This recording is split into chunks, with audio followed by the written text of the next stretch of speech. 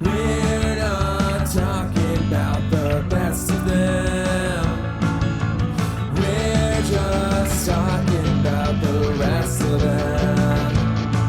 Not the worst parts, but the best parts. And the best parts we have. The best of the rest. Hello, and the weak are meat, and the strong do eat. Welcome to Best of the Rest, the show where we take a second look at movies that were poorly received upon release and challenge ourselves to only talk about the things we like and what the movie does well. It's book month, and this week we are talking the 2012 film Cloud Atlas. My name is Chris Logan, and I am joined, as always, by the reincarnation of my co-host, Andrew Williams. Alright, I ask this every episode, but I've never meant it more than right now, Andrew. Are you ready for this one? I am as ready as I am ever going to be. As much as it is capable, as much as it is humanly possible for a person to be ready to speak about this movie, I am ready.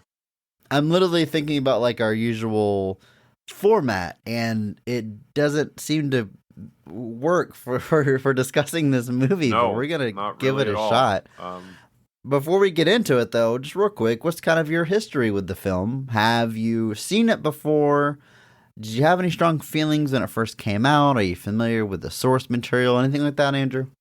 I am familiar with the source material. This was a book my sister recommended to me a great many years ago that I bought and am waiting for the appropriate life moment to read it, as I do with all my books.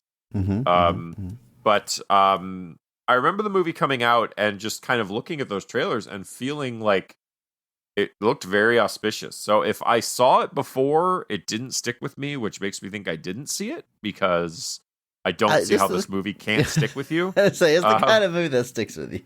Even if you're not like paying attention, I feel like it has to like stick with you a bit. And so I could only assume that I'd only ever seen clips, trailers, promotional material. Heard it came out and remembered it definitely getting a mixed response. I remember even at the time there were people that were like, this movie is fantastic, and just as easily, this movie is all over the place. It can't figure out what it's doing. I heard both ends of the spectrum, and never really got around to it. This was, I don't remember exactly when this was coming out, but I'm sure there was something going on. But was very interested in seeking it out for this, but didn't see it at the time, and must have never got around to it. I cannot assume that I saw this. And once you see Tom Hanks with a goatee dropping F-bombs, you don't forget that. Once that's in your brain. With a British accent, no less. Like, yeah. Or an English, I don't know exactly what accent that is, but turns out American. Tom Hanks, pretty good actor, Andrew. It turns out, who would have thought? Pretty good. I had never seen this movie before. We've had a chance to speak about the Wachowskis several times now on our podcast. Our listeners probably know that I love the Matrix movies and really saw very little else from the Wachowskis. And I remember this coming out, and by this point, they're starting to kind of get a reputation where they, maybe peaked with the Matrix, and they do these big budget, out there, auspicious, as you said, high concept movies that fail to find an audience the way the Matrix did. It's not even like everyone hates their movies. Like, every movie they release seem to have its defenders, and they don't necessarily get panned by critics, but they're not finding an audience. And this just seemed like another Wachowski's attempt. And I just kind of remember thinking at the time, like, well, all right, it's probably not for me. The best I'm hearing about it is that it's really, ambitious and cool, but yeah, nothing about the trailer really grabbed me. Maybe want to have to seek it out or watch it, and I never did until this week. Andrew, all right, look, let's peel the curtain back a little bit here. we watch a movie roughly once a week for this podcast. Sometimes we, bank a few episodes to catch up. But the thing about movies is the best viewing experience is when you're in the right mood for that movie. Most movies you can't just pop on at any time. You got to kind of be feeling it. Got to be in the right mindset. And with this podcast, we don't always have that luxury. Sometimes we just have to watch the next movie even if we're not quite feeling it. You know where I'm going with this, Andrew? Yeah. So the runtime of this movie is 2 hours and 50 minutes. And like I said, there was nothing really, I knew very little about it, but nothing was really drawing me in. It's just a movie I had to watch for the podcast. And man, that's a long runtime. And I'm weary of runtimes over 2 hours because I'm conditioned to expect fluff and for it to feel more like a chore. You know what I mean? So I don't even want to say low expectations going in. I just wasn't enthusiastic about watching this movie. But yeah, hey, I was good. No, I was just gonna say, I was definitely I was definitely feeling apprehensive as far as it's 2 hours and 52 minutes even. It is just under the 3 hour mark.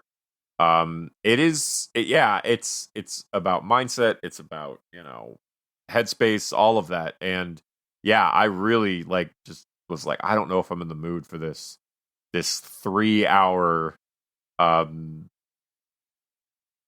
it's pseudo sci-fi historical fantasies, epic. Yeah. And I just really don't know if I was quite in the space for that. But so I was definitely wary. But the movie kind of, it didn't. Once I got into the movie, I suddenly wasn't thinking about that anymore. Hashtag PP here, for real. I loved this movie. And I can't wait to watch it again. I almost feel like we should have watched it multiple times before talking about it because we're going to jump into it. I got a lot of positives to talk about, but upon rewatch, I just know there's going to be so much more. It's kind of we're going to talk about kind of the format of this movie is it's this onion that peels back as you sink into it and go back and revisit it. And I can't wait to do just that. So there was a point in the movie where it clicked. I kind of turned a corner and I was like, it's my third eye opened. I'm like, oh, I'm actually watching the movie now. I see it. I get it. And man, it totally worked for me. I was just absolutely on board with it. Easily my favorite Wachowski's experience since, the original Matrix movies. So man, we're going to dive into it. Like I said, it's going to be tough. Just kind of the format here. But we're going to give it a shot. I got a lot of positives to say. I'm excited to talk about it, but we gotta set the stage a little bit here. First off, this movie was released October 26th of 2012. Kind of a weird release time. It's post summer movies, pre-prestige releases. It's made on a pretty large budget. It's estimated between 100 and 146 million. Not a hard number because this is technically an independent film. It was financed by independent investors and literally running out of money throughout production, getting a new investor on board, shooting some more scenes. It was a grueling experience getting this thing to the finish line. At the box office, it only brings in 130.5 million worldwide. It does not make, even on the low end of that production budget, you're still losing money when you look, work in distribution and marketing and stuff. So it's a flop. It's a box office bomb. Critics are split. It holds a 66% on Rotten Tomatoes. That is certified fresh. It's just in the fresh category to get the majority of critics at least recommending the movie. Audiences similarly split. It also holds a 66% audience score. Pretty rare. We get the exact same number from, the handful of critic scores and the thousands of audience scores. But to say this movie was polarizing, I think that's really an understatement. It is literally appearing on best of 2012 lists and worst films of the decade list. The opinions on this movie really run the spectrum. It's absolutely ridiculous. just how far that gulf really was. And thinking about it just in the sense of that production being kind of a multiple levels of funding, including from the German government, including from tons of other groups, all contributing just a little bit here and there, just getting to that kind of $140 million figure. Because like you see Warner Brothers before this movie, and it's easy to think, oh, it's just a Warner Brothers thing, but it's really not. It is technically an independent film, and even the Wachowskis put forward some of their own money, like I think up to $7 million, they said, to kind of help this movie along. Tom Hanks was a big, at many times almost savior of the film, kind of coming in and basically being like, no, we're going to go shoot. It's going to happen. And I'm getting on the plane. Let's go. And so they kind of credited him heavily for kind of helping this movie get through to the finish line. And it's, like you said, it's very rare that a movie ends up being loved and hated as much as this did. To not just, like, you know, typically a movie comes out and there's people that like it, there's people that dislike it, but to genuinely end up on like a best of list and also a worst of list for the same year, actually pretty impressive, honestly, to be able to elicit those kind of different reactions from people. But it's wild. The reaction to this movie is definitely, arguably, I think that might be what more people know about it. Less so than the movie itself, is more so the reaction to it. Yeah, I think that's fair. I think you tell somebody. Actually, this actually happened. I texted a mutual friend, Doug, and I was like, "Hey, I watched this movie for the podcast. I really liked it, Cloud Atlas." And he's like, "I've never heard of it." I was like, "You probably have." And I sent him the poster of Tom Hanks with the tattoos. Like, I think people remember that. Seeing Tom Hanks with those, those face tattoos, it's not something you expect from the guy. No. Especially, I guess 2012 is still late stage of his career. If you really look at look at it as a whole, this was kind of out there for him at this point in his career. I think it really, as you said, memorable. Hearing about the movie, hearing about the reception, hearing about the trailers, that's more memorable in the public consciousness than the movie itself. Let's take a look at this creative team, Andrew. I referred to this as a Wachowski's movie, and that's how I always thought of it. But really, there are 3 creatives behind this movie. It is written and directed by the Wachowskis and Tom Tyker. They all share equal credits, like I said, for both writing and directing. Tom, I'm familiar with a few of his movies. Run Lola Run, German movie from the late 90s, a lot of fun. Also, the movie Perfume, the story of a murderer, absolutely bonkers film. If you've ever seen it, it's one of those movies you'll never forget. The plot itself is it's been a minute since I've seen it. I think he's trying to create the perfect scent, perfect perfume, and he's like killing people and using their essence to make the scent. And he finally finds one that brings out people's I should say it lowers the sexual inhibitions, and it leads to a wild scene that you will never forget if you've seen that movie. So the two of them coming together, 2 camps, I should say, it's 3 people coming together to adapt this book and split up directing duties. Essentially, there's 6 stories told in this movie. The Wachowskis direct the first one chronologically, and the final 2, with Tom taking the middle 3. A pretty strange way to break it up, but it worked. Yeah, it is definitely a way to do it. It does, most of the stuff does say that if they were capable of shooting together, they did, but just by the nature of the schedule and kind of what they were doing, it required them to kind of work around each other. And that's such a weird concept to think about when you realize that all of the stories star the same people. Like, I can't imagine how hectic and crazy that had to be building out that travel schedule for the cast. Not so much the crews, because apparently it was 3 separate camera crews, but just the idea that your cast is like globe-trotting almost, or even just Europe-trotting to kind of get this stuff done. Just the level of meticulous planning that had to go into that. The down to like the hours of the day, I would imagine in some cases, of like, you're shooting here in the morning and then you're jumping on a plane so that you can be in this other part of the country by tomorrow to shoot these sequences here. And I mean, mentioned as well was just Halle Berry broke her foot like days before they were supposed to start shooting.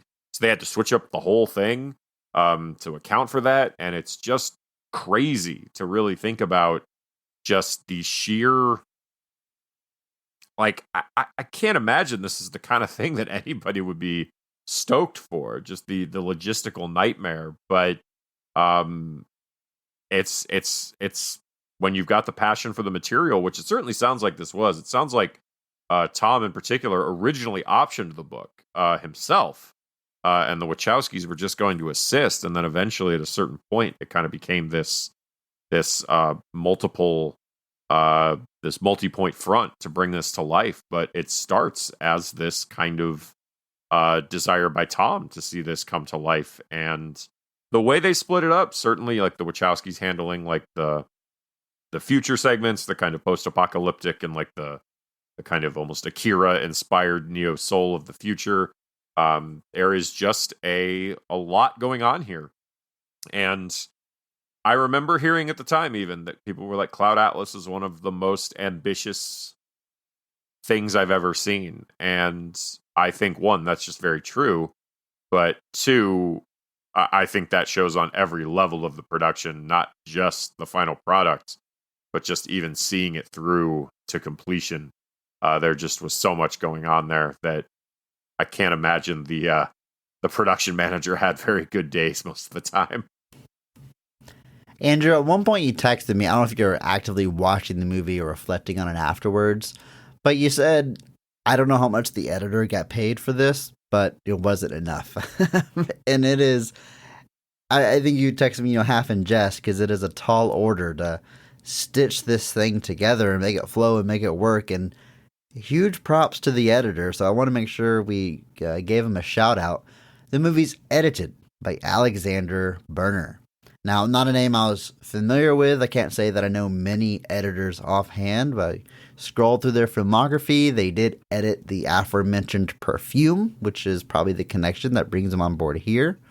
And then a few surprises in the filmography, like Resident Evil, and Alexander's an alum of the show because they were the editor of Alien vs. Predator. I don't know what movies I expected to be also edited by the person that edited Cloud Atlas, but it was not those films that I found, but kudos, the versatile work and their work here specifically. Yeah, I definitely had a bit of a working relationship with Tom, it seems, kind of going back on Perfume, the television show he made, Babylon Berlin, and then would even go on to work with the Wachowskis and Tom again on movies like Jupiter Ascending and A Hologram for the King. So definitely part of that circle, and I can only assume was a massive part of those pre-production discussions. Apparently the film was like planned out meticulously in advance so that they knew kind of everything that was going to happen and how it was going to all come together before they even shot like a single frame, which, to be fair, is how it should be. I'm not saying that's rare, but for a movie like this, it's just going to take a heck of a lot more work than it would on something else. Even, I would say, even other movies from their own filmography are just not as auspicious as these are. And they've made some auspicious movies, don't misunderstand me. But this movie is on a completely different level. Andrew, I think we've set the stage enough. I think it's time we just jump into this film, this cast, these scenes, everything we like about Cloud Atlas. You ready? Yes.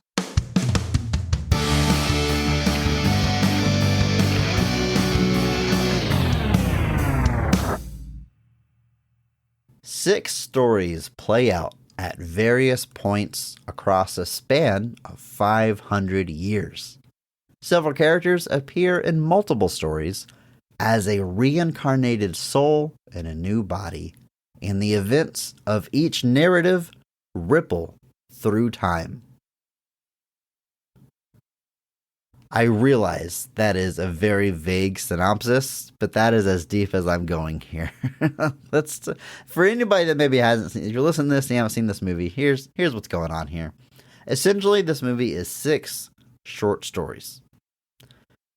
However, they are presented in pieces all mixed together. You're constantly jumping between these 6 stories spread across, as I said, they're 500 years. Actors are playing 4 to 6 characters across different stories. And the idea, the concept, it's never said explicitly, but the idea is these are reincarnations of the same character. And that's how it's expressed by these actors playing multiple characters. Oftentimes, those characters are different genders and different races. It's a it's a heck of a thing, Andrew, as we like to say. It is a heck of a thing. So I could sit here and give you a quick synopsis on 6 individual stories, but that's not really the point. And plus, that would take a long time and be kind of boring. So that's what you get. And we'll talk a little bit more about the details when we jump into scenes. But first, Andrew, we got to talk about the cast, as we always do. And we're going to start with the high point, the best casting and best performance of the film.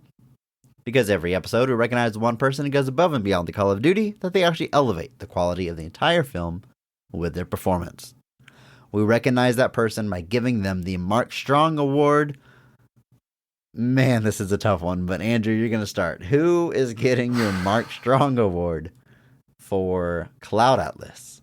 Thanks for that, making me go first on this. Man, I sat and stared at the wall for probably a good hour after watching this, just thinking of who the Mark Strong is. And there's one actor in particular that I just kept finding myself being very struck with. You probably know where I'm going with this, but there's just something.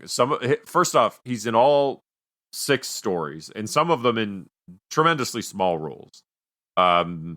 But he plays this. The characters are so wildly different, and that's not to say that the other people aren't also playing characters that are wildly different, but they're so wildly different that I just wasn't expecting them for him. So I'll speak about it a little bit more, but I'm just going to say my Mark Strong is going to Tom Hanks for his multiple roles here, because I just really couldn't get over some of the performances. They're so off the path of what you would consider Tom Hanks stuff to be, even when he does something that's a little different. Like, it still feels like he's still playing shades of like Tom Hanks, like even the more the recent sci-fi one he did. So with this movie, you get Tom Hanks as essentially every shade between good and bad. You get everything. Like, in the first story, he's essentially the villain. Like, he's actively poisoning this man throughout the course of this story. In the second story, he's in it very briefly. He just plays a hotel manager. Like, he's only in a couple of sequences there. In the 70s, he plays this kind of nuclear physicist who's feeling a little guilty about what he's potentially involved with. And you kind of get him in his moment of kind of where the conscience finally kind of gets him, and he's like, I have to do something. In the 2012 sequence, he plays this European writer who's surly and angry at everything and all pissed off at this critic and throws him off a balcony. That's so wild. Just that's literally one of the first things you see his version of this character do. And then in the future one, he's literally an actor playing a character from a previous story. And then in the final story, kind of our future, like, post-apocalyptic one, that's where he's essentially kind of the focus. He's pretty heavily featured in some of these previous ones too, but he's considered the lead of the Big Island story, which is like in 2321 or whatever they call it. And in that, he plays this kind of very flawed man who, like, some members of his family kind of perish, and he's kind of a coward there. He doesn't do anything because he's afraid. And then you kind of see him grappling with that over the course of that story. So the roles are just so wildly different, and at times so wildly out of character for what I consider Tom Hanks. Like, even when he plays like the sort of villain, it's still Tom Hanks. Like, here I genuinely felt like he went for it, like in a way that I kind of wish he did more often. Hashtag PP. That's not to say he's doing bad performances, but like, I really kind of wish that at the same time, you can't do stuff like Cloud Atlas all the time because it's not really anything else like Cloud Atlas. That's true. But I just I was just struck by every performance he was doing. Like, they were all so wildly different. Sometimes they're small but brief. Like, he's not in the London 2012 story where he's the writer. He's in that first sequence. I don't think he comes back the whole rest of it, but that little bit he's in is memorable, and it kicks off the whole thing. It's wild, and just I can't help but just have to go with Tom Hanks. There's tons of people really going for it here, but man, he is so good in this. And like I said, combine that with the fact that he was a big piece of the movie kind of getting to the finish line, and I got to give it to Tom Hanks. He's making this movie better, and he's partly maybe one of the few reasons that the movie exists at all. So I got to give my props to him, and he truly is going for it here, and I'm here for it. From villain to reluctant hero, he hits every shade, and I'm stoked. I'm happy to watch it. And that's a great pick. And like you're saying, he's definitely like running the gamut here. Some of these actors we're going to talk about, there's at least one story where they're playing like a quote unquote normal character, or a character like you would expect them to play. Like Hugh Grant plays like this evil businessman. He's wearing suits. He's attractive. He's Hugh Grant, at least in one story. And then, he gets his weird characters in other stories. Tom Hanks is like really out of his wheelhouse in every single one of these stories. It's wild. Like, maybe the future, the post-apocalyptic story is the most normal, but he's literally speaking an altered language and has face tattoos. So like, in some way, really stretching it with each one of these and crushing it every single time. So excellent pick. And man, I kind of agree. Like, Tom Hanks, there's at least like a decade now where he's kind of, I hate to say anything negative about that. I don't even mean this negative, but it feels like, kind of from an outsider perspective, that he's maybe playing it safe and playing, there's so many based on a true story. Tons of jokes. He's Sully and he's Captain Phillips and he's Mr. Rogers, like it's a good thing all these important people happen to like Tom Hanks. But he's kind of playing like this everyman character over and over again in different shades of it. And I enjoy a lot of those movies. A Man Called Otto, one of the more recent ones, I think is excellent. Really enjoy it. So it's not even that they're bad, but like, you just want to see something different. Man, maybe in 2012, like, he just got it all out of his system. He's like, I'm just going to do 6 characters, go wild, and then, I'll cash some checks the rest of my career. I guess I got to give a little bit of a shout out to when he played Tom Parker in the Elvis movie. He was pretty slimy in that one. But even still, like you said, you're looking at stuff where he's just kind of, he's Tom Hanks, and it's a thing that, I'm not, like you said, I'm not going to fault him for, for what his choices are. Like you said, they're still very, very good. And, but man, this just felt so different from anything else he'd done. And he's a big proponent of this movie. Like, this is a movie that, like, I kind of love about the fact that, like, almost everyone that was in it speaks about it very highly. Like, they all really liked what the movie was going for. They really liked that, like Tom Hanks said, it's the only movie he's been in that he's seen more than twice. Like, that's and that's pretty common with actors. They don't like to always watch the movies they're in. I would not be like that. I would watch myself on screen. This is awesome. This is so cool. You see this? This is me. It's awesome. That's me. But this is me. You see this? Who would have thought? Not me. But yeah, and he says that, like, I think in 2013 he said he's seen it 3 times now, and every time he found something different. And he even said, I think at one point, that the movie like altered his entire consciousness, and maybe getting a little heavy there, but it's it's, but I love that he's such a proponent of it, because, you know, you get these things a lot where people swing for the fences and it doesn't quite land. And there's this kind of like hemming and hawing of like where they don't want to say that like it's bad, but they kind of really try to skirt that line of like, it wasn't quite what we were going for. You know, we didn't quite get what we wanted, or like, you know, we missed the mark a little bit. But like with this, people seem pretty unapologetic about it. And I do respect that a lot, because it's easy after a movie flops to kind of be like, yeah, we missed the mark. But in this one, they're kind of like, it's unfortunate, but I loved making it and I love the product. So I'm glad that Tom, especially being such a proponent of it, is front and center there. And again, this all plays into the fact that, you know, he's fantastic here. He's given it his all, and I love it. Well, Andrew, my Mark Strong award is going to go to someone else. And I don't want to backhand our Mark Strong award winners. We're recognizing them for a reason. They're great. This almost feels like a movie where, like, every time I watch it, I might feel like someone else, the Mark Strong award winner, someone else is elevating it for me. A favorite scene might change, because it's just the nature of this film. But first time through, I was really struck by Halle Berry, and she will be receiving my Mark Strong award. Halle Berry, I think, has appeared on our show more than anyone else. Oddly, with his point between Flintstones and Catwoman and X-Men movies, and now here, Cloud Atlas. So we've had a chance to talk about her quite a bit. And I think this comes at a very interesting point in her career. You know, she had bit parts, and then finally with Monsters Ball, it becomes like a critical darling, and she gets the Academy Award, and the pressure is like, well, what is she going to do next? She does some superhero stuff. She does X-Men. She famously does Catwoman. It kind of bounces around, and like,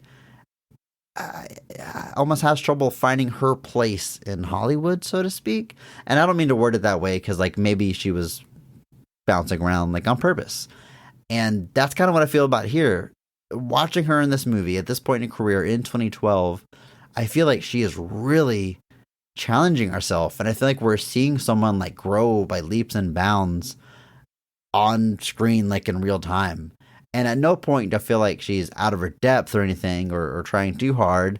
I just think like, wow, like watching her filmography up to this point, I would not have guessed any of this stuff was in you. You had it in you. And she has continued to expand her horizons after this movie. She appeared in, John Wick 3. She's great. And so I feel like the work she does as a whole is almost a bit underrated. I mean, just real variety we're looking at here from someone that could have found a niche and rested on her laurels. They could have done that. And I think it really speaks to her artistry, how much she has pushed herself throughout her filmography. And that's really encapsulated here with Cloud Atlas.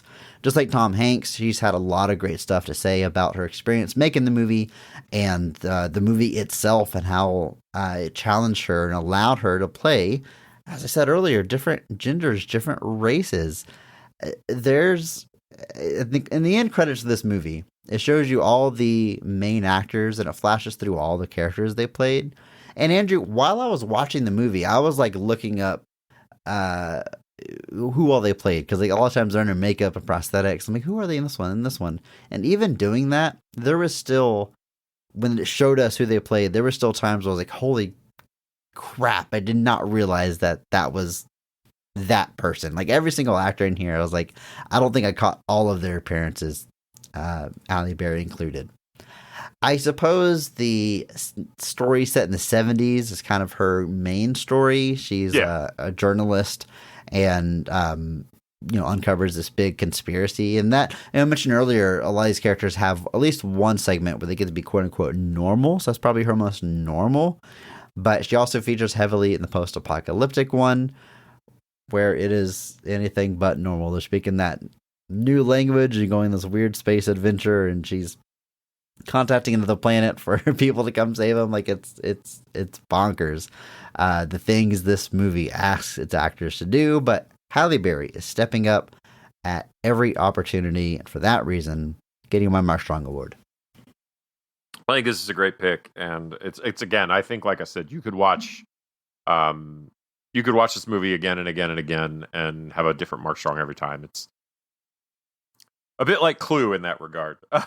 But Yeah. where it really is just a movie where there's so many people giving it their all that I could see almost any person here. Even some of the more minor actors, like playing smaller parts, I think still make significant runs and make themselves memorable in the screen time they're given across the board, really. Like, we'll talk about some of them more a little bit later, but just, yeah, it is unbelievable the levels that she has with character. And in some of these stories, she is quite literally, and all of them, to be fair, are like a blink and you miss it cameo. Hers is the 2012 story. She's a party guest at the beginning and is not seen the rest of the story. And very similar to like how Tom Hanks in a couple of the story, like in the future Korea story, he's in a brief clip of a movie and then he's not seen again. Or how in the 1930s he plays like a hotel manager that you see twice. So that adds to, I think, the experience of viewing, to like see these people that you would almost never see in like a blink and you miss it cameo, in these positions where they're just literally, it's like, oh, and to be fair, in the nature of the story of the movie, that's all it's supposed to be. You're just supposed to be like, oh, there they are. They're here too. Like that's their part here to play. Because as the characters interweave together and the different stories focus on different people, the different characters kind of intersect, but certain characters recur, kind of coming together. But if those characters aren't your featured performers in the story, you're not going to focus on that as heavily. So you're going to see they're there, but that's kind of it. And but the range that Halle Berry also gets to show here is pretty great. Like you said, it feels weird to say that her body of work is a little underrated, but I agree. I think she doesn't really get the credit she deserves. And this movie, again, swinging for the fences. And it is a wide range of performances. And man, I'm glad that everybody in this movie did this, because I could easily see, very rightly, somebody kind of seeing this script and being like, man, I don't know if I can do this. Like I could see somebody being like, I'm not like, six different characters, 6 different time periods, 6 different places.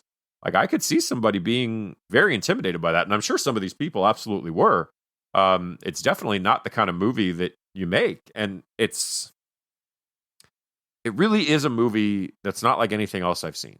Even movies that have parts that take place in different time periods, there's usually some connective thread between the actual stories between them. Like you're flashing back and forth between different time periods for a very specific reason.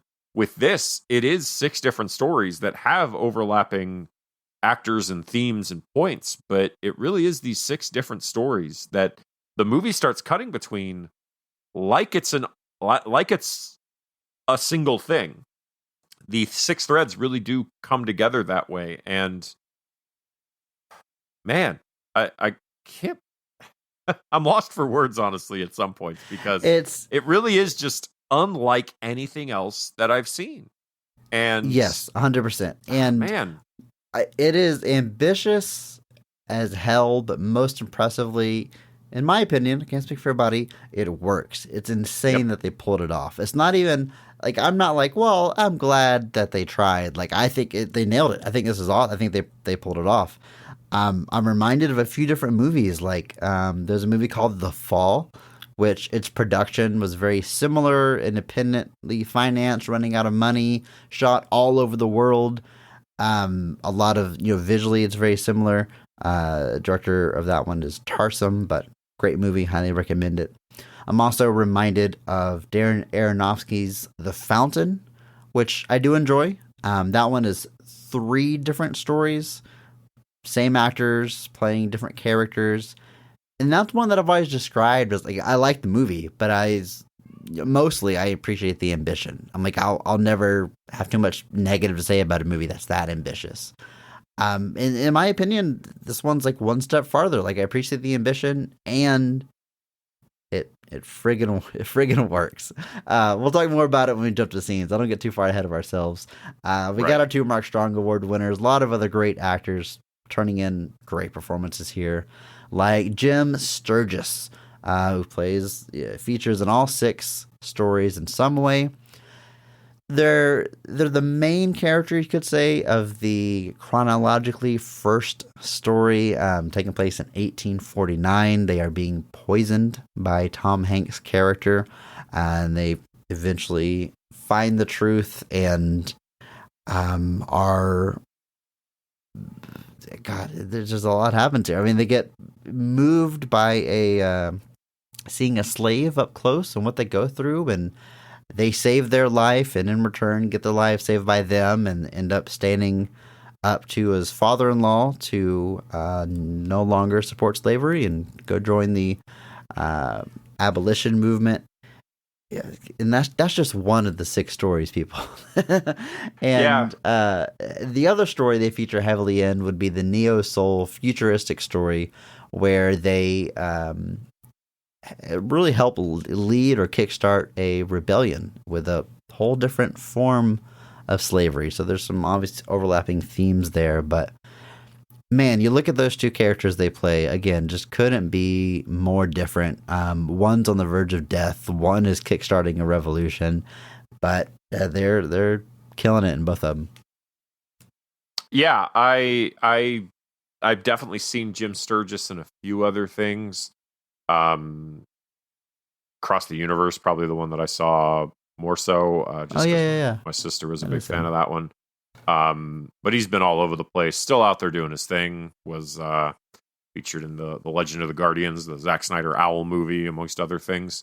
But yeah, he's our main character of kind of our Pacific Island story, as it's called. He's kind of this man that's like you said, suffering from some sort of ailment, and is basically kind of like hoodwinked by Tom Hanks's character in this story into taking this treatment for a parasite he has. But Tom Hanks is just poisoning him to steal all his valuables. And he is saved at the last minute by the slave that he saw getting beat earlier. And like I said, finds himself indebted, and kind of it changes his whole worldview to change what he's doing, and joining the abolition movement to kind of face that head on. This is set in 1849, so we're approaching the Civil War, and those tensions are starting to get higher, and it works into that story pretty naturally. He spends most of the story looking very pathetic because he's dying, but very sweaty. Very sweaty, laying in a bed a lot. Must have been an easy shoot, but it's no, I'm sure that shoot was anything but easy.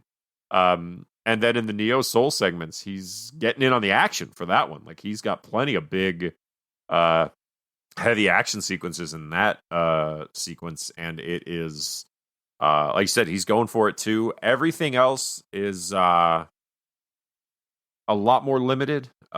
He's much smaller parts, but those 2, he kind of jumps out and really makes the most of them. And again, wildly different. The first one is an ailing man that is kind of at the end of his rope, and the other one is a man taking part in a revolution, or trying to kickstart a revolution, and does a great job of both.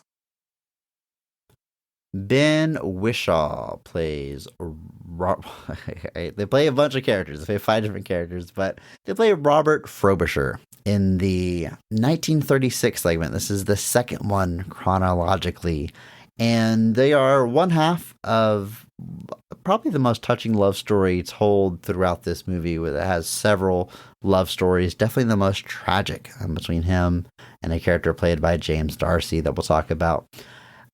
Really crush it in this segment. Really, like I said, it's a very tragic character, and Ben Whishaw is so good at that. He's just so good. Man. Looks like a young, tortured soul, and he's so good at playing that. He was also in the aforementioned Perfume film. Also features in one of my favorite movies of all time, I'm Not There, which has some similarities. That movie is about several different segments taking place at different times that that intersect indirectly, and 6 different characters represent Bob Dylan. I mean, it's very high concept, much like this movie here. But crushes it here, like he always Alum does. of the show. Yeah, what movie did we talk? I know we've talked about him before. What else have we talked about him? Spectre. Spectre? He's in the James Bond movies. He's Q. Oh, right. Yeah. Wow, Okay, I was yeah. going crazy. I knew we had talked about him before. I couldn't place it, and then I'm sitting here thinking about how sad and tragic he is. But yeah, he's the dry and witty Q in Spectre. So again, much like all these actors here, just a heck of a Also, range. he's Paddington, so he's about Andrew, as wholesome a character as you can Can I get. tell you something, Andrew? You've never seen Paddington or Still Paddington haven't 2, seen him. I have not which seen is either something one. you need to fix. I think I own them. I just haven't watched. You gotta get in the right headspace. What's the right If you headspace to watch Paddington? Do you need something that's going to make you feel happier more than sad? Every day, Andrew. Then you should watch Paddington every All day. right. You should watch Paddington 2 every day then. But in the Unbearable Weight of Massive Talent, they are not joking when they talk about how great Paddington 2 is. But no, Ben Whishaw is so good in this. He was the other one that was definitely in the running for my Mark Strong. He is featured very heavily in this story. About the only one he actually is heavily featured in. He's basically he's only in 5 of the 6 stories, and his other parts are all very small. I do find it funny that he plays the record store clerk trying to sell Louisa Ray Robert Frobisher's Symphony on vinyl. So I was like, he's playing the guy selling his previous work. But his performance here as Robert Frobisher is so good. And there's just this deep sadness to the character that makes it hit all the more because, he's this clearly a man that's kind of done whatever he needed to do to kind of get through the world. But he has this talent, he has this desire, and he seeks out this kind of aged composer, Vivian Ayers, to kind of be his kind of the musical version of a dictator, not a dictator. What's the word I'm thinking of? Can't even think of it. Basically, just kind of be the stenographer. Stenographer, sure, the musical version of a stenographer, but basically takes the ideas that he's hearing from this aged composer who can't really put them into notes anymore. Basically, literally listening to this guy just kind of taking these snippets that Ayers is saying and turning them into these beautiful pieces of music, things that Ayers is still largely taking credit for. But the idea being that Frobisher is going to be able to build up into his own work. And he finally kind of reveals this final work. And he realizes that Ayers is never going to give him the time of day. And he kind of realizes that in a way that he just feels hopeless. Like he has this love in his life that he knows that he's never going to be able to have like others do. He has this work that he wants to give to the world, but he knows it's never going to be in the way that he wants, and that the world's never going to view him like he wants them to, and that the things that he's done are always going to haunt him. And it creates this deeply tragic story, and it's so expertly played by Ben Whishaw, and it's heartbreaking in like the best way possible. Like you get to the end of his story and you're sad. You're just kind of devastated that like he felt like this was the only option he had. You obviously can kind of gather what happens there, and then there's an additional sadness that comes from the fact that his partner is gonna live with that for a really long time, and it creates this whole additional level of tragedy that is part of those situations. It's not just the immediate tragedy of the situation, it's the lasting trauma that comes with it on the ones that are kind of still here. And one of our characters is just that. He is the one still here that lives to be old. He's still alive almost 40 years after this, and I don't get over something like that. So it's a deeply tragic, beautiful story, and Ben Whishaw anchors that whole thing. That's not to say that James Darcy is not doing good work, but his role in that story is pretty limited. He's mostly kind of the object of Wishaw's affections, and it just creates for a very beautiful story. and Wishaw does a fantastic job with it. If he were a little bit more heavily featured, I think he absolutely would have been my Mark Strong, but he takes this one story and he crushes it. It crushes it doesn't even feel like the right word. He decimates this role into oblivion, and it's a standout amongst this whole film. As far as individual performances within the film, it might be my single favorite. There's another actor I was considering the Mark Strong Award for. I mean, I was considering it for a lot of them, but Jim Broadbent features in 5 of the stories. The one that takes place, quote unquote, current times, takes place in 2012, the year this movie was released, is the one he features the most heavily in. We talked about Tom Hanks plays that character that cusses a lot and has a goatee. He's a gangster that wrote a book, kills a critic that didn't like it, and then boom, the book sales go off. And Jim Broadbent plays the publisher, so he comes into a lot of money, but then starts getting shaken down for the money, has apparently led a pretty troublesome life, and finds himself institutionalized by his brother. The whole thing is it's a comedy. It's easily the funniest segment of the film, and it's anchored by Jim Broadbent. He's front and center in his facial expressions and his comedic timing. The overall look of the character with the disheveled hair, cracking me up the entire time. It stands out to me, for one, because this was my first time watching the movie. It takes a while for you to kind of get your bearings and kind of settle in. But this character is making sense from the beginning. What's going on with him is easy to grasp. And it's something that I latched onto early on, because some of the rebellion stuff and future stuff and even stuff from the 1800s, like I didn't quite get it at first, what it was showing me. But his story, his character was working from the first time he walks on screen.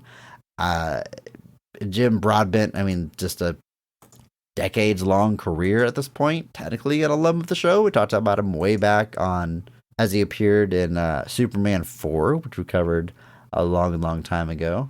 My God, he is in Superman 4. and Paddington and Paddington 2, and apparently, Andrew, they're making another one, Paddington in Peru. He'll be in that too. I remember him also very vividly from Hot Fuzz, where he plays the chief of police in the small town that they end up with in Sanford. Frank Butterman, the chief of police, who ends up being part of the great conspiracy going on in that town, does a fantastic job there. That whole movie is just filled with so many aged, legendary British actors. And Jim Broadbent, so he's great in this as well. It cannot be understated. He is heavily featured in that 2012 story where he is like the lead character and literally ends up inspiring a film about the experience he has. Like the end of that story is him writing a script for a film that we then see in the Neo Soul section where he is played by Tom Hanks. I don't assume it's Tom Hanks playing him. I assume it's just an actor that looks like Tom Hanks. But it is that story is very straightforward. Basically, he's being shook down by these kind of the family of Tom Hanks's character who killed that party guest and ended up in jail. And his brother is like, I've got the perfect place for you to hide out, and institutionalizes him. Basically, throws him into an old folks' home that he can't leave.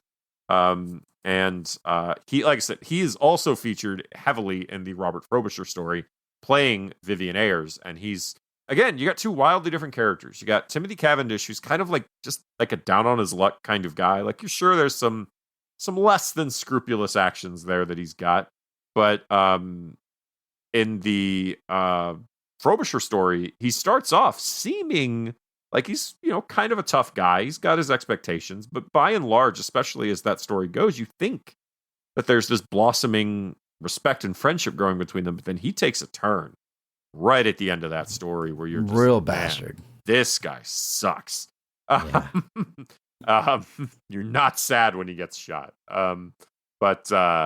So he's briefly featured in the Pacific Island story. He plays the captain of the ship they end up on, and then he's got some small parts in the other stories. He's another one that's only in some of the stories, not all of them. He's not featured at all in the 70s story, but those two roles, Vivian Ayers and Timothy Cavendish, again, fantastic, completely different types of performances. And he's doing a great job with both of them, kind of, again, playing both ends of the spectrum. And even with his Captain Molyneux performance in Pacific Islands, he's, again, it's a different shade. He's a kind of he's a weird kind of cruel captain that eventually, like, kind of begrudgingly realizes killing the black man is bad.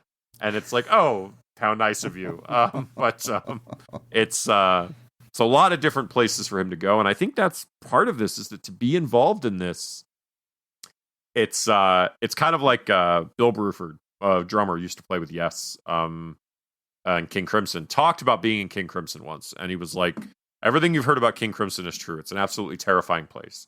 And the idea is, he's like, you got into the band, and then there was this expectation that you would kind of play in a new style while you were in King Crimson. And then you would only play like that while you were in King Crimson. And then if you left King Crimson, you never did that again. And this movie kind of strikes me as like the acting version of that, where you kind of had to reinvent yourself as an actor for Cloud Atlas.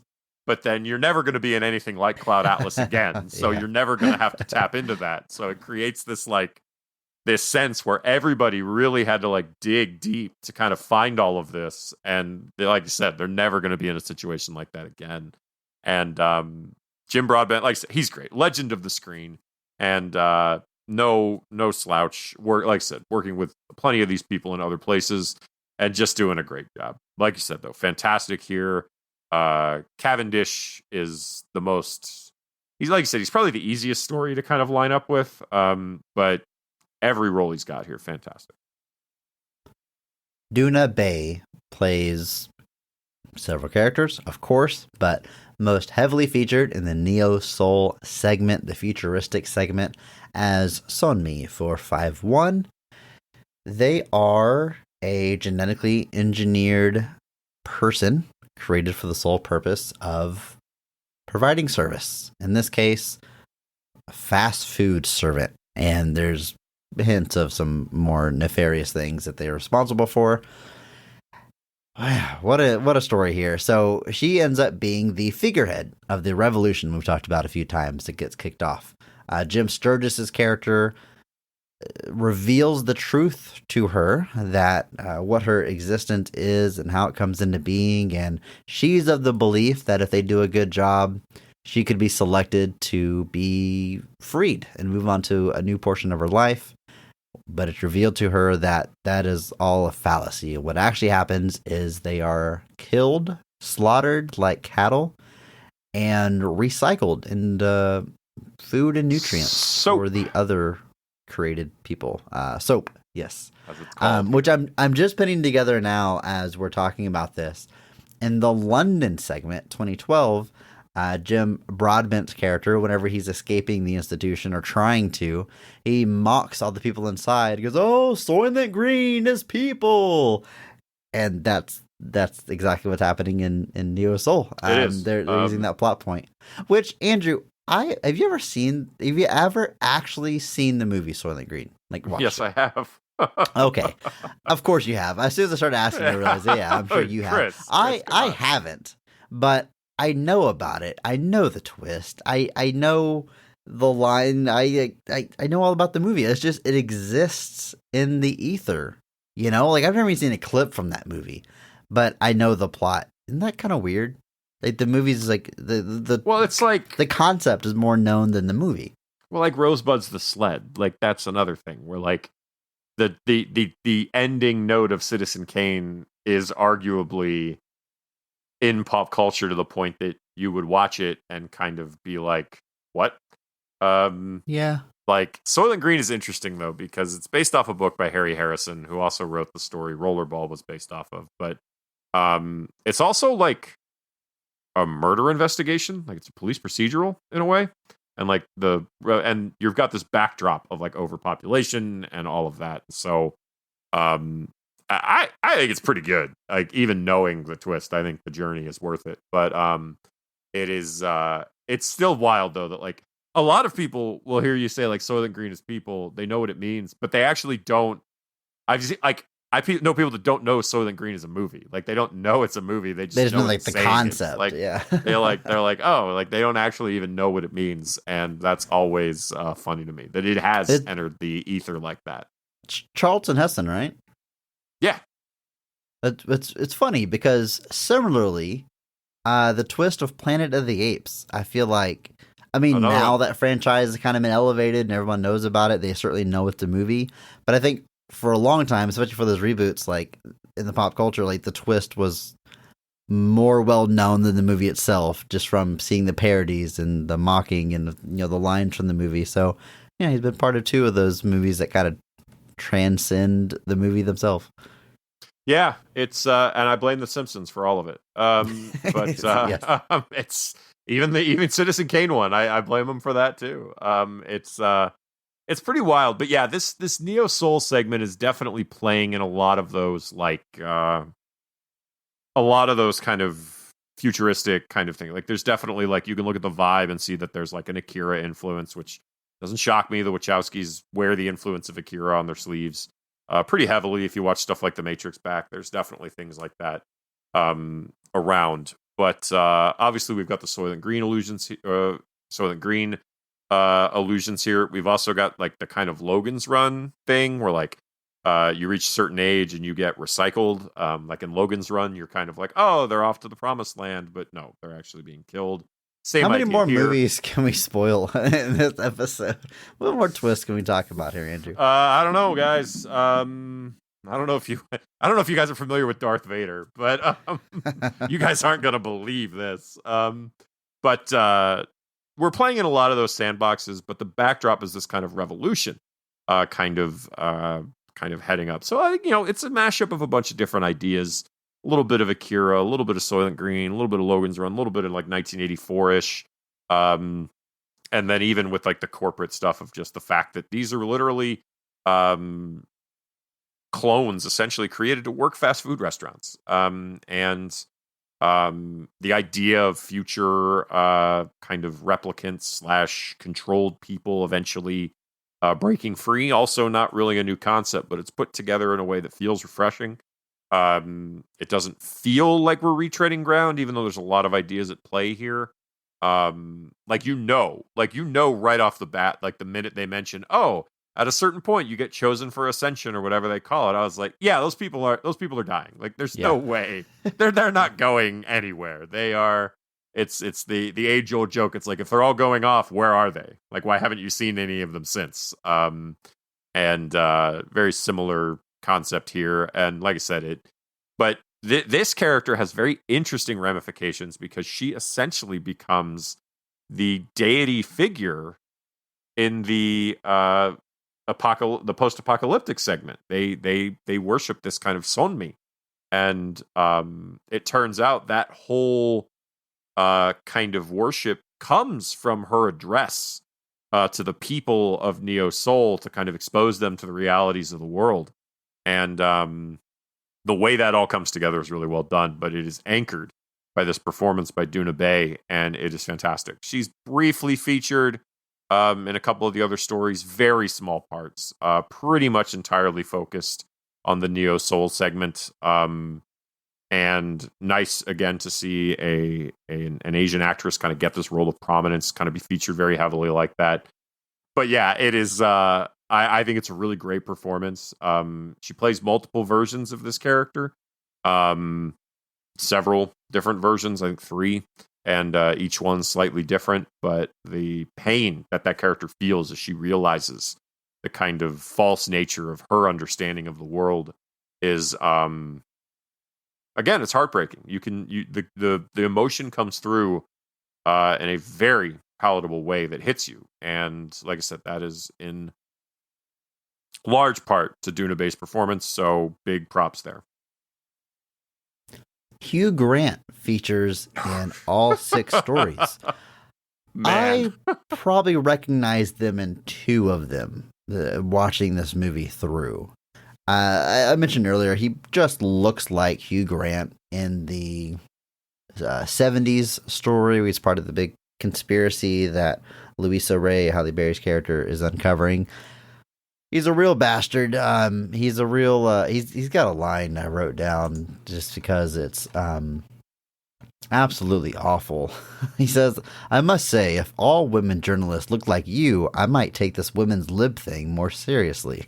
Just something straight out of Mad Men. But yeah, real bad guy there. And then I also recognized him in the 2012 segment. He plays Jim Broadbent's brother, the one that sends him to the institution, under a lot of prosthetics. And look, hashtag PP, the movie looks great. The prosthetics are great. Yeah. But Hugh Grant under this prosthetic, he looks like the robbers in Point Break wearing the president's masks. It's got all like the skin hanging off, and his eyes are so deep set back.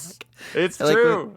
When you see him like from profile, he just has black holes for eyes because they're so sunken in. Yeah, it's the minute he talks. That's what ruins it for a lot. Is the minute he talks. He's also pretty normal in the brief appearance he has in the Pacific Islands segment. I think he's just him as well there. But yeah, like the hotel heavy, the Dead on Cavendish, the Neo Soul stuff, and especially the Big Island After the Fall stuff, where he plays like the leader of this cannibalistic tribe. Yes, that was so wild. I think that evil bastard was Hugh Grant. I only really recognized it was him in like the last segment where he's like asleep on the floor and Tom Hanks is about to kill him. That was when like I finally like saw his face long enough to be like, my God, that is Hugh Grant. Wow. Like, my God. Again, talking about like stepping outside of your normal comfort zone. Like Hugh Grant's played villains before. Don't misunderstand me. He's played slimy characters before. He's never played the leader of a cannibalistic tribe in a primitive post-apocalyptic future with, face paint all over his body. It was nuts. And again, just speaks to, again, you're never going to do that anywhere else, Hugh Grant. But it is wild. But yeah, he, like I said, like the 70s version is pretty much like your classic Hugh Grant villain. But he's also pretty much our first actor who is not a featured main character in any of the stories. He is supporting throughout, to the point that he apparently was not originally intended to play Cavendish's brother. He asked for that because he wanted to be in all 6 stories. So they came up with all those prosthetics to put him under for that. I thought that was particularly funny. But again, it just kind of speaks to how this movie was speaking to this cast and crew, that they were so interested in doing that. He is another that spoke very highly of it. He kind of was frustrated because he's like, every time he does something outside of comedy, he feels like it never really finds that box office audience. And he said it never really found the audience it deserved. And he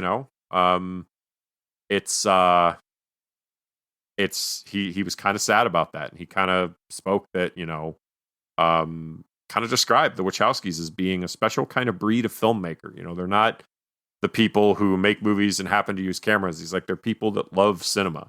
And they really do try to break as many of the conventions as they can in their kind of pursuit of that. And again, that just speaks very heavily. Like and even Jim Broadbent was like very, very positive about this movie in hindsight. And he was disappointed over the commercial failures and stuff. And so it really is wonderful to see the cast and crew be so behind their product for something that definitely swung for the fences. And I agree with you completely when I say that I think it lands. Like, we're not apart on that. I was genuinely blown away watching it. And it's just great. And Hugh Grant's performance is one of those, again, you're seeing him in all these supporting roles that you could seem so strange, but he does that sort of thing all the time. But it's a wide range of characters. Some of them blink if you miss it, and some of them so far outside his wheelhouse that you don't even recognize him. So it is fantastic. And, always glad to see somebody taking a chance. And yeah. Just a few more supporting performances we got to throw out there. Hugo Weaving is in this movie. Mark Strong Award winner Hugo Weaving features in all 6 stories, but most prominently, I think the 2 that I really liked for sure. In the 70s, they're playing a muscle, a hitman, an assassin, essentially, and just Hugo Weaving plays a great bad guy, as we all know. And in the 2012 story, Hugo Weaving plays Nurse Noakes, who is a nurse at the institution that Jim Broadbent's character is now locked in. And it's a large, muscular woman played by Hugo Weaving. Just, I loved everything about this. It's the whole story is a comedy, as I mentioned. So, like, the joke is obvious, but it's not like, oh, haha, look at this man dressed up as a woman, or it's like they don't give her like weird facial hair. They don't make it weird. It's a character. It's a woman. Like the character is a woman that happens to be played by a man because they're a large character, and there's themes that play here with gender identity and stuff that feature into the larger narrative. But at the end of the day, look, we got a nurse played by Hugo Weaving, and it's every bit as wonderful as that sounds. And I just got a kick out of every single time they were on screen as that nurse and everything else they do here, because Hugo Weaving's the greatest actor on earth. He is. And he also plays Old Georgie in our future our post-apocalyptic segment. Oh, yeah. I forgot about that. I didn't even realize that was him. I had to look that up. He's the kind of guy that's torturing Tom Hanks the whole time. He's essentially the devil talking in Tom Hanks' ear. And there was a moment, much like you said with Hugh Grant, there was a moment where you saw his face. There was a moment where he bared his lower teeth. And it's such a Hugo Weaving way. I was like, holy crap, that's Hugo Weaving. Yeah, again, talking about range. It's so good. So again, he's a featured character in all, like I said, the 70s is probably where he just looks like Hugo Weaving doing Hugo Weaving things. Meets a very kind of comedic end. His very ruthless character ultimately is taken down. And the lesson there is don't kill someone's dog, man. But they'll get you for it with a wrench in the factory. But all of this is great across the board. Like I said, small parts pretty much all around. Adding a little bit of that, how you say, Chris? Gravitas. To all the proceeding. And obviously a longtime collaborator with the Wachowskis. That relationship goes back to The Matrix. But even then, like that little thing they throw in here about the characters switching gender, where again, we're working with some of those themes that obviously became a big part of the Wachowskis' real lives as they transitioned. But just seeing that idea here as well of just these characters can switch races, genders, everything. It's that idea there. And there was originally, I think, going to be more of that. Tom Hanks, I think, was going to have a role where he played a female character, and that ended up not happening or quite coming together. But we're still bringing in those ideas here. And it makes sense for what the point of the story is that this idea that these souls kind of, this is their journey through life. And, or not through life, but just through the world, through lives, plural. But Hugo Weaving, chewing the scenery every time he's there and having an absolute blast. And then we've got to mention Susan Sarandon. It's Susan freaking Sarandon, one of the greatest actresses of all time. And there's not like that one role I can point to and be like, oh, here's where she stands out. A supporting character in a handful of the stories. It's Susan Sarandon. Never really the sole focus. I think her part is really sweet in the Jim Broadbent story I keep going back to, where he's like, she's the one that got away and they end up reuniting. It's very nice. But really, I feel like she just like heard about this project and was like, I want to be involved somehow. And they found spots for her throughout the movie. But it's, like I said, Susan Sarandon. It's fantastic. Yeah, she's got it's a small part in the Broadbent story. Features relatively heavily in the Tom Hanks post-apocalyptic future one as well, kind of giving him some sage-like advice that would inform some of his future decisions, and then brief appearances in some of the other places. But again, bringing more of that gravitas to the stage, and the movie's all the better for it. Keith David is in this film. The man makes everything he touches better. Wonderful. I love anytime he's on screen. He features in the segment from the 70s, and Look, you got Keith David playing a character in the 70s. Come on, it's going to be great. And I also like his brief appearance in the Neo Soul segment where he's part of like this underground movement. Just a real different look, a different character. As we keep saying over and over again, there's something you wouldn't expect Keith David to play, and there he is. So wonderful. I mean, like I said, he makes everything he appears in better because he's Keith David. Yeah, the 70s segment is definitely Keith David just like playing your type of Keith David character. Not far removed from something like They Live or what have you. But it's great. Like he's basically playing like a tough guy protecting and working with Halle Berry against Hugo Weaving. This big 70s chase scene, multiple car crashes, things like that, and it's just great. But then he features briefly in our Pacific Islands segment in the 1800s, and then like I said, he has brief parts in both of the future segments. And like I said, it's Keith David. I'm always glad to see him on my screen. He's nobody's fourth Ghostbuster, man. And then lastly, James D'Arcy. We mentioned him a little bit earlier as he is the other half of the romance with Ben Wishaw's character that we praised already. So obviously part of that very tragic story as Ben Wishaw's character ends up taking his own life, and Rufus Sixsmith, who has played James D'Arcy, clearly is never able to move on. One of the few characters, or actors, I should say, that plays the same character in multiple stories. I think he's the only one. Yeah, off the top of my head, I think that might be right. Yeah, so he's a younger character in the segment from the 1936, and then appears again in the 70s segment as a much older version. Really great scene in the elevator with Halle Berry. That's one of the earlier scenes of this movie that I was starting to kind of get sucked in and kind of figure out what's going on here. But an important character in both of those stories.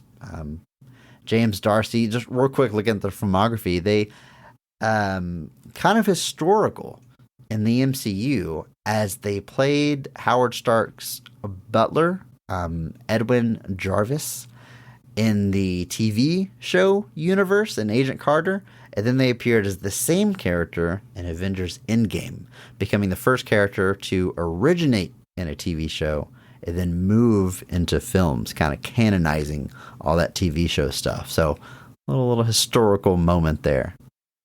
Yeah, and I mean, James D'Arcy is just a legendary actor of the screen. He's been everywhere. He was in Master and Commander. He was in, obviously, Cloud Atlas. He was in the MCU. He's been pretty much everywhere possible.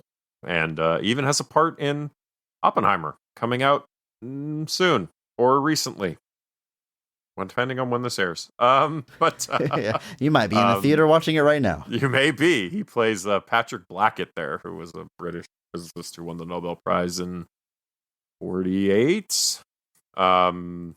But yeah, his character is also deeply tragic in a way. And I mentioned it when I was talking about Ben Whishaw as Robert Frobisher.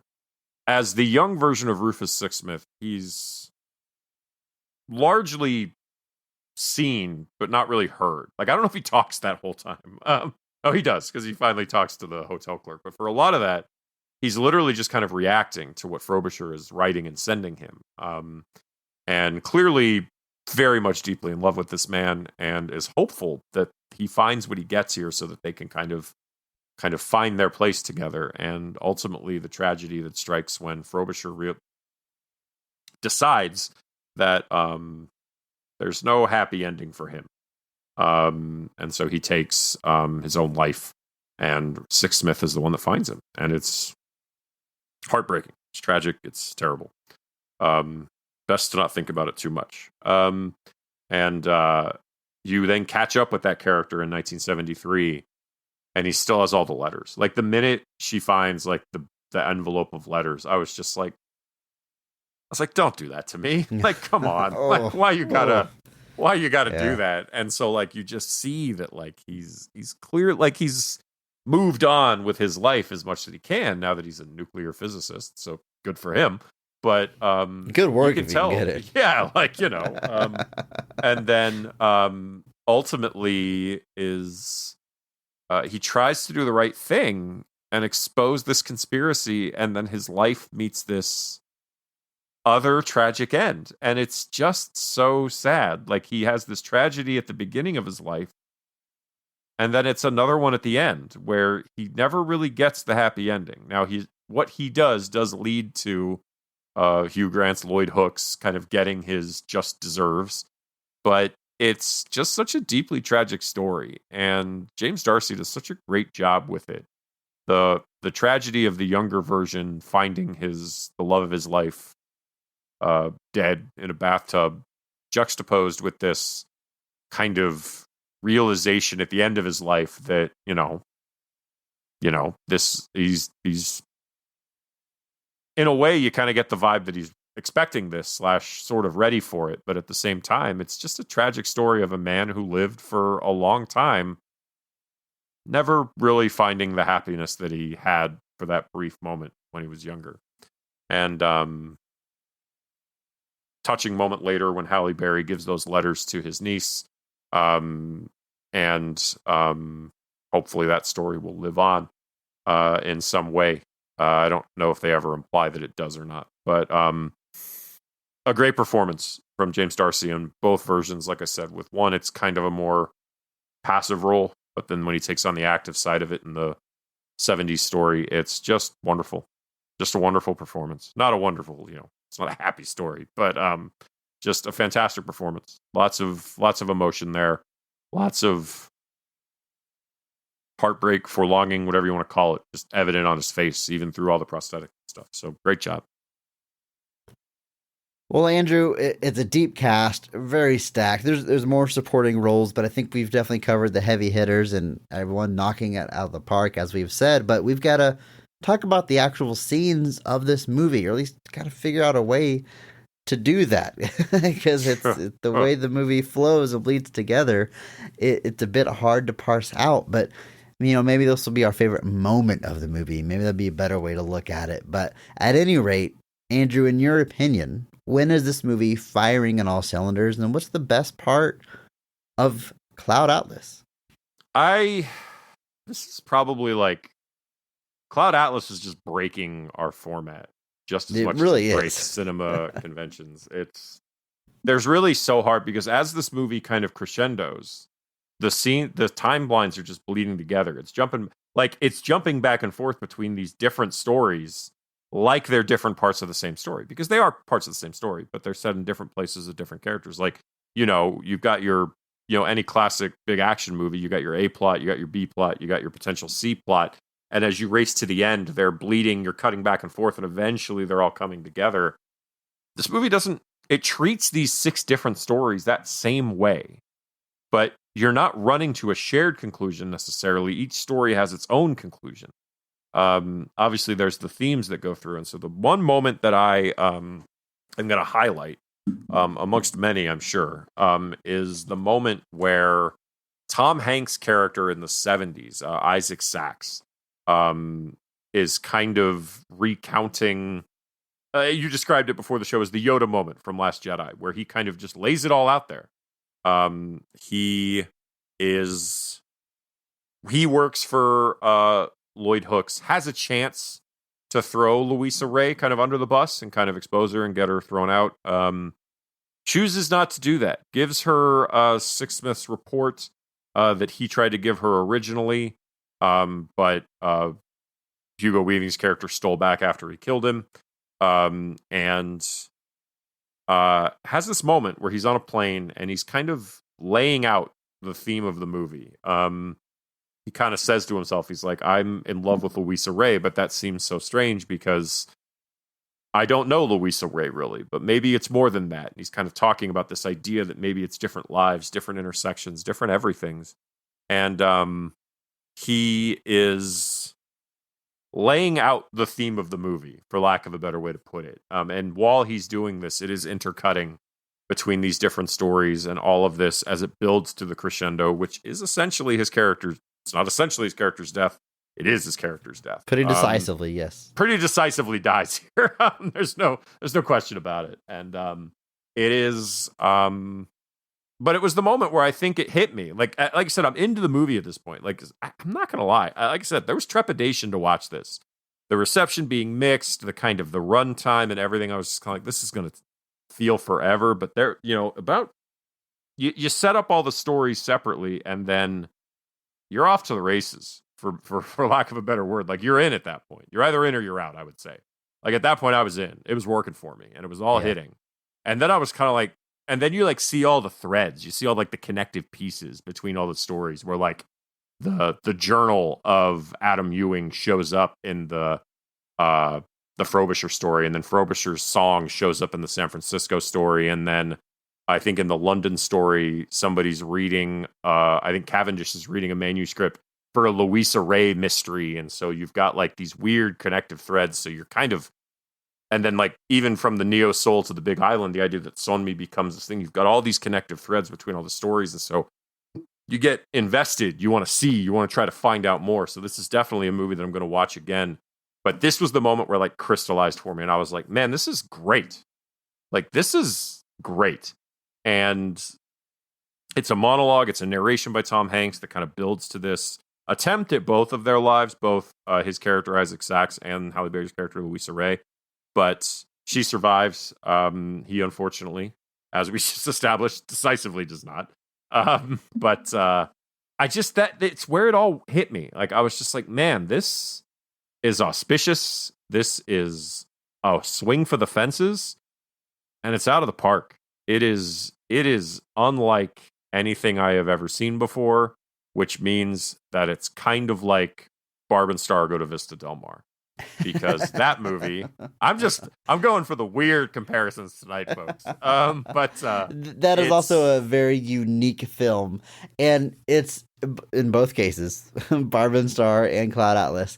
You see it and you think, I've never seen anything else like that before, and you just know I will never see anything else like this again. It's never going to happen again. You know that it's that different and that out there. And yeah, I mean, I'm agreeing with what you're saying here, and that's a great pick. I mean, it's been tough trying to figure out what I'm going to highlight as the best scene of the movie. So I think going with a distillation of the quote unquote message of the film, which I don't think there is a singular message of the film, but there's definitely a theme of connectivity that runs throughout, and I think that's touched on really beautifully here. So I think that's a great pick. It's a great way to go. I'm going to go a little bit different direction. So I've got like a specific scene I'm going to call out here. But then I also want to call out sort of a vibe of the movie. I'll get to that. But the scene I'm going to highlight is real simple. It's the institution escape. Because, like I said, this story it's real easy to grasp onto, even as you're trying to get your bearings. This one's so straightforward, and it's comedic, and the characters are likable. The story of Timothy Cavendish getting institutionalized by his brother, and all he wants to do is escape, is get out. And along the way, he kind of befriends some of the other old people that are there, and goes out of his way to, maybe for the first time in his life, help other people. He kind of grows from this experience. But he gets one up on Nurse Noakes and gets them locked into a room, but he accidentally locks him in with a cell phone, so they're able to call for help, and the plan is falling apart just as quickly as it's coming together. There's an old man that's not supposed to really be part of it, but he says he wants to get out too, so he doubles back to help the old man get out. They literally pedal to the metal, break through the front gates, and this very triumphant moment of these sweet old people yelling and screaming. It's a very wholesome, very fun, very light-hearted segment of the movie that escape from an institution. Yeah, but it's great. I mean, like I said, of course, you've got Nurse Noakes, Hugo Weaving, that I love so much as our main foil here. But yeah, just real sweet moment, real lighthearted, real just like. I think everyone's going to like people that like this movie, don't like this movie. Watching that segment, how could you not smile? So that's kind of the first one to pop into my mind. I don't even know if it's my favorite scene in the movie, but like it stood out. And that for that reason, it's enough for me to highlight it right now. I think this is a great pick. It's like you said, it's kind of the culmination of this story. as we're kind of dealing with a lot of different like climactic sequences in some of these stories here. And it's just really great. It is, like you said, the story's very straightforward. Like you said, it ends up being very wholesome, where like there's several people here that are basically being held against their will. It's this idea that they're finally getting their freedom back. They're finally taking back what's theirs, and it is fun. This whole sequence is fantastic. It's fun. Like you said, it's lighthearted as much as it can be, escaping from a harsh institution. Just gives you that, they won vibe. They beat the system. And it's a triumphant moment. Like you said, Cavendish is, like you said, you get the vibe. Well, like they say that most of the money from the book sales is gone just because of previous debts. He's kind of a down on his luck publisher, which the idea, I'm guessing, is just that he's taken these risks and a lot of them haven't paid off. But now he's there, but like all the money's gone. And so now he's finally kind of hoping to get something figured out, and his brother betrays him. And so this is his victory. And ultimately ends up writing a script for a film that will become massively important to the future. The film he writes in 2012 is the thing that Heiju shows Sonmi in 2144, and then it is Sonmi who inspires the deity figure of the After the Fall segment. So he's, for his very straightforward story, he ends up being a massive influence on those later features. And this is just, like you said, it's just a fun sequence in a movie that is playing with some very heady concepts, but presenting them in this relatively straightforward way. To be honest, Andrew, this is a very long movie, as we've said. I enjoyed it very much. I don't have many notes. I didn't know what to write down for a lot of times. And to be completely honest, it was probably a good, I don't know, I'm probably 30 minutes into this movie and still undecided on if I like it, if it's working for me, if I understand. I think I texted you something that was like, every time someone talks this movie, I just think, what is going on? Like, I had no grasp of these stories, and a lot of this is by design, I'm sure, and a lot of things are going to click more in rewatches. I get it. But I was undecided for a while. I mean, I was really it took me a while to get my bearings. And at some point, things just kind of start to click. You start to go, oh, okay, I see what's going on in this timeline. I get the story of this timeline. Now we're bouncing here, and this one's developing, and these characters, and you kind of start to understand the stories. But beyond that, Andrew, there was like this beautiful moment where you started to realize why we're cutting between these stories. Like, why is this not 6 short stories that play out chronologically? By stacking them on top of each other and overlapping them, themes come through in a way that I've never experienced in a movie before. Because it's not as simple as like, in this story, there's a chase. And then we jump over to this story where there's also a chase. You get it? There's a chase and a chase.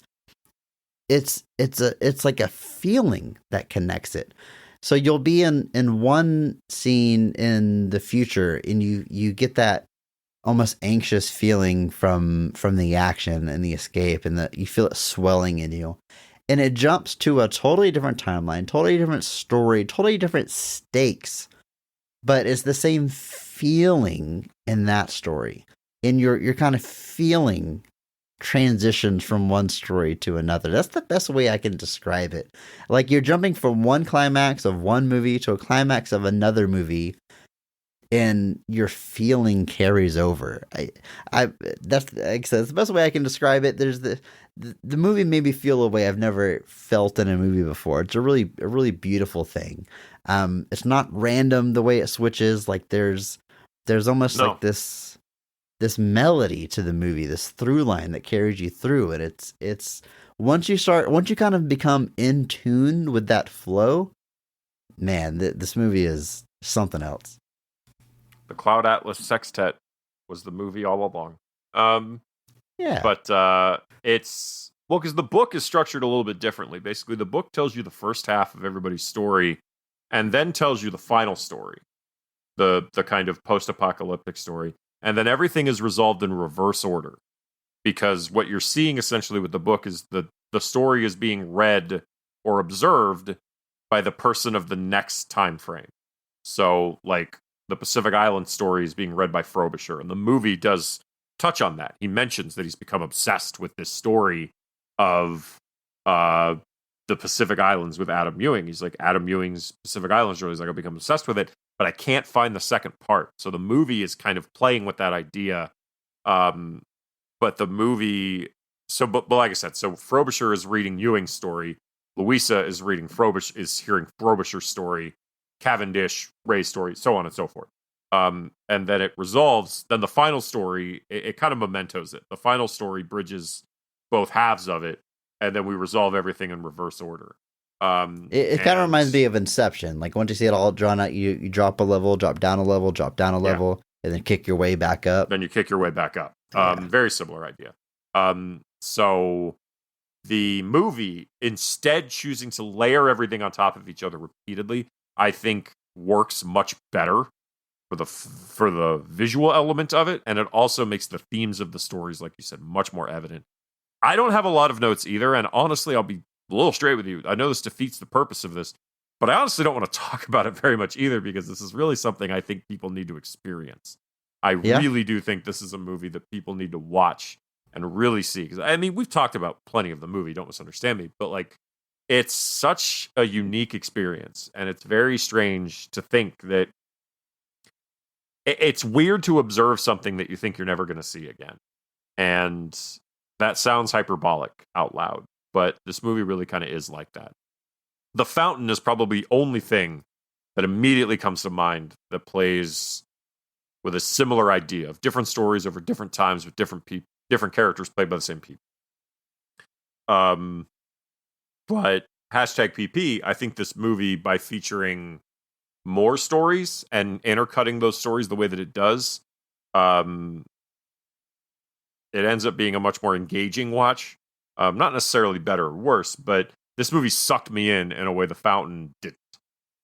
Sure, yeah, I agree with that. I think the narrative here and the way it chooses to play it and the way they chose to construct that by layering the stories with each other works so well. And there are just so many great performances throughout this movie, bringing it all to life. It is unbelievable.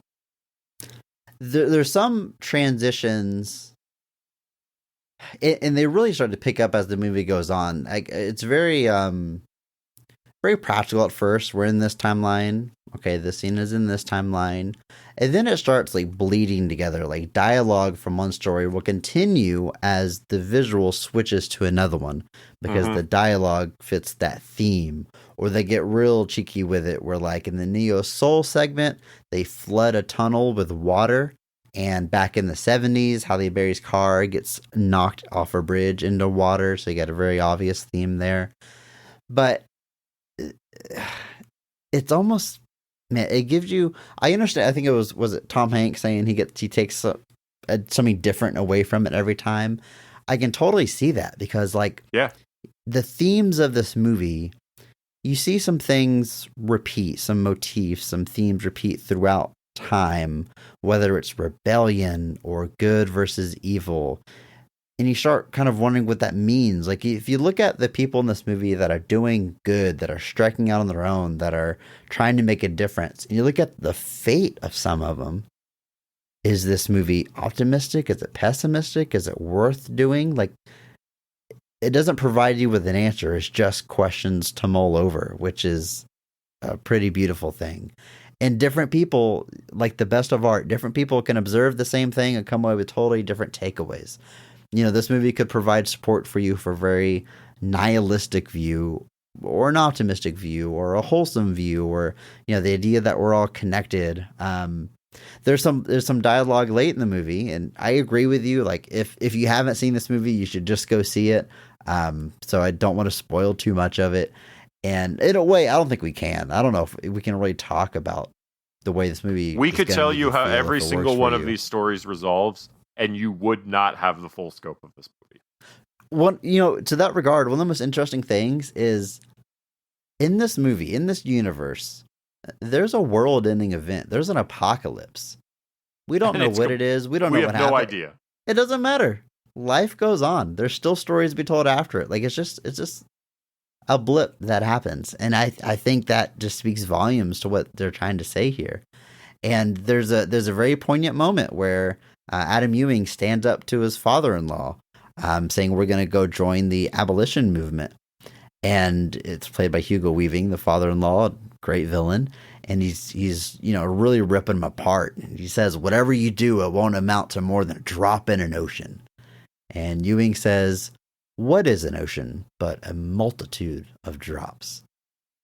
And again, that's a line that you can take to like find meaning in your life and actions, or it can make you feel small and unimportant. Like there's just different ways that you can take it. And like, you'll probably feel differently based on your mindset or where you're at in your life. And it's just a lot to mull over and a lot to think about. And I realize I'm sitting here, I've seen the movie once, and I imagine like this will be a different conversation as I see it again and again and kind of revisit. And that's just, it's exciting in a way that I just don't find in a lot of movies, and I really can't praise it enough. I do understand the split reaction.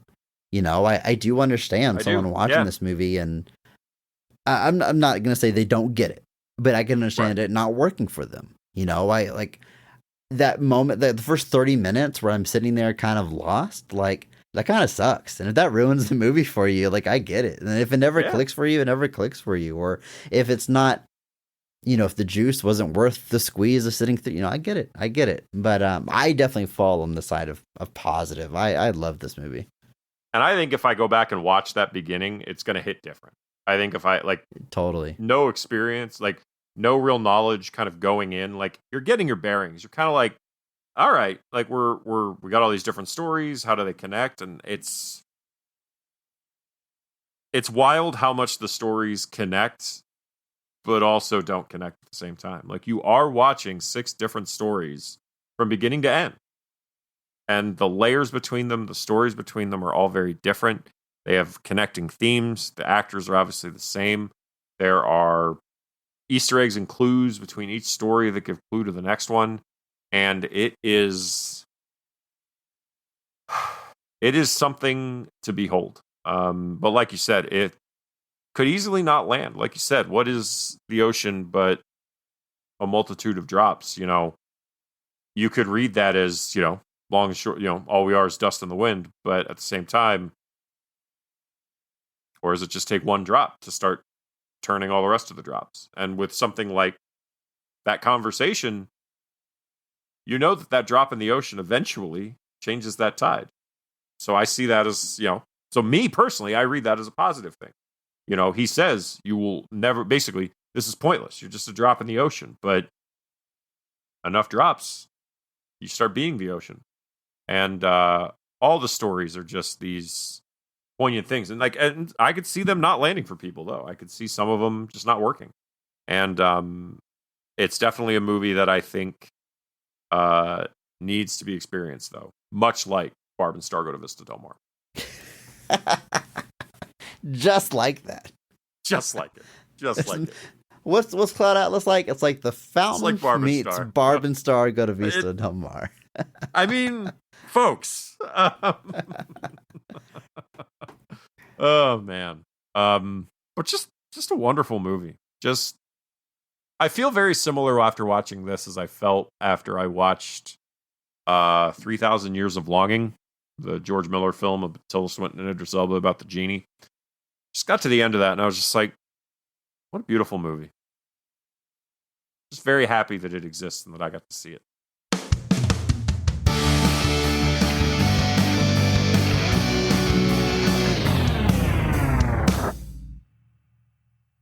And with that, we have just 1 week left of book month. All movies based on books. It's been interesting. It's, even though these are all connected by this theme, these movies we're talking about are all so vastly different. I mean, Cloud Atlas is different than any other movie that's ever existed. But yeah, looking at, back on Queen of the Damned and Cloud Atlas, we have John Carter coming up next month. I mean, couldn't be more different. It's been a lot of fun. It has. It's been a tremendous amount of fun. And we're closing it out with one of my favorites. So One of your favorites. I know you have a soft spot for this movie. You've talked about it several times.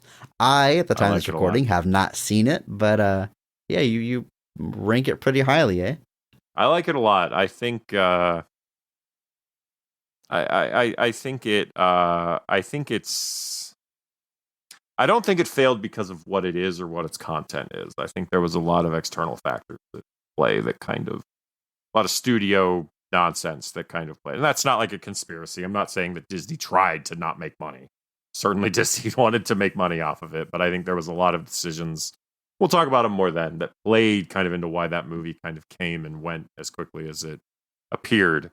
And yeah, I like it a lot. We will Excited to have talk about it. more time to talk about it next week, of course, but for now, it's time for our question of the week. If you want to ask us a question for a future episode, you can. Just hop into our Discord. There's a link right there in the show notes. Come join us. What are you waiting for? Like Mike Lynch did here, who asks, with the streaming wars all but certainly sending us to a Fury Road-like future, what is the one piece of physical media that you hold dearest? Oh, Andrew, we talk about this on maybe a daily basis. our struggle to kind of unload a lot of our old physical media and kind of go digital, but at the same time, our struggle of not being able to not pre-order the next cool Steelbook coming out. We're very hypocritical here, but yeah, I mean, I know you and I both love physical media, that tangible disc or vinyl or video game or that thing that you hold. It's just different. Yeah, you're waving your arms. You got this big bookshelf behind you of beautiful physical media and books that I've tried to read a couple books like on my phone. I've never had like a dedicated, Kindle or anything. I have not switched. If I buy a book, I'm buying a physical book. That's one that I just have not switched over to. Movies, I do a lot of digital movies. I mean, yeah, I was just telling my friend the other day that I have like 1,700 movies in my Vudu account now. No, books are weird because like comics, I can read on like a tablet sometimes, but there's still comics that like I want to physically hold. But books, I struggle just reading text on a screen for an extended period of time. It's just tough. Hurts my eyes first and foremost, and I wear friggin' Coke bottles for glasses, so my eyes are not great. And so when I start trying to read a screen for any amount of time, it just starts to hurt after a certain point, and then I can't watch a movie because my eyes hurt, and it's terrible, it's awful. And then I have to basically stare at the wall for literally hours until my eyes decide to start working again. All right, Kingpin, calm down. God, why did you do this to me? No, but it is a great question because, like I said, books has always kind of been my, and I downsized a lot of stuff. Like I want to make that very, very clear. When I moved, I got rid of a lot of things. I had a great many trips to Half Price, unloading things where I was like, all right, I don't really care. I don't really need this. And here lately, I've really like got the space. I've got some disposable income. I've certainly reacquired some things that I didn't have or had and got rid of. Like the only Star Wars movie I own physically now is Last Jedi. I own the best that one. Yeah, of course. Yeah, I have it on Steelbook, and I have a lot of stuff, even posters. I guess posters is technically physical media, but it's a great question. Like some of the stuff that I really love. I mean, just looking at these shelves, there's things all over them that are books that I cherish, that I've had for a long time in some cases. I have had, I've had some of these for decades, and it's crazy to think about that you have pieces of media that have been in your life that long. Something like as simple as like a Blu-ray copy of Clue. I've probably had that since it was released. And it's been on my shelf and it's never going anywhere because that's a movie that I have a great many fond memories of. And even when it gets upgraded to 4K, I don't know that I'll get rid of the one I have because it's one that It's a movie I love so dearly. And there's books on these shelves, like I said, that have been here for forever, that I've had for a long time. I remember I have this. There was a comic book series called Thunder Agents by Wally Wood. Wally Wood, probably one of the more unsung comic heroes of the 1960s. Daredevil's red costume, Wally Wood. And he did a comic called Thunder Agents. And Thunder Agents stood for the Higher United Nations Defense Enforcement Reserves. Definitely playing off the Man from U.N.C.L.E. type stuff. But when I was a kid, some of the first comics I ever got were reprints of some classic stuff. My dad and I would go to the comic shop, Bedrock, back when it was on the other side of Westheimer, and when the parking was terrible. And I had these copies of Flash Comics #1, the first appearance of Jay Garrick, Flash 123, the first Flash of Two Worlds, Showcase 28, first Justice League, or no, Brave and the Bold 28. Justice League, I don't know. My dad correct me later, but it's but one of the things I remember my dad buying for me, and I was still in high school, I think, was Thunder Agents Archives Volume 1, because it was one of his favorites, and they put out these really nice hardcover editions, collecting the original run of the series, largely done by Wally Wood, and he got me Volume 1, and I never went through and got the rest of those till about a month ago. The shop I go to did a 50% off trade sale, and they had 2 through 5 sitting on their shelves. Clearly had been there since they came out 20 plus years ago. But that Volume 1 I still had. And it's something that I remember getting, I remember having, and it was fun to finally go and finish that run and have all 6 of the original run. I had to find the last one elsewhere. But stuff like that, when I look at these shelves, when I look at the movie shelves or the vinyl shelves or the bookshelves, the stuff that's been there for decades is the stuff that hits. The Hitchhiker's Guide to the Galaxy 5-book collection that I have, my friends gave that to me when I went to college. They helped me move in, and that was the gift they gave to me, was the 5-book collection of that. So I've had that since 2005 or 6, and that's 17 years. And those are the things that stick out for me. It's not necessarily what the movie or the media is, it's just kind of how long it's been there, kind of how I got it. So my dad getting me something, my friends giving me something, those are the things that hit and stay, and the things that I remember the most.